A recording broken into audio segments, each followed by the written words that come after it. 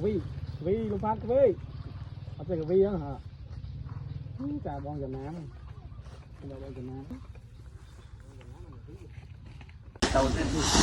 mấy cái bạn gì kia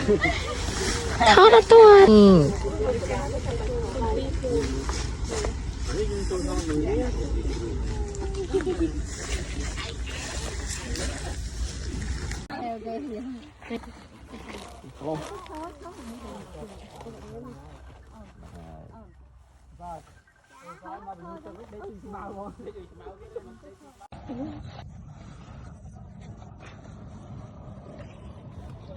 Nam từ đây nữa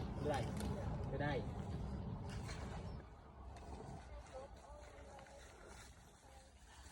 cho được chuyện đó vào tôi đập phân người làm gì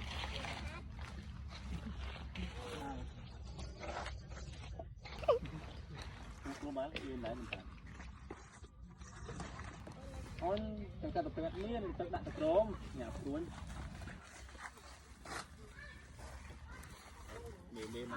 đất khổ mà ấy ở chỗ trên đời mà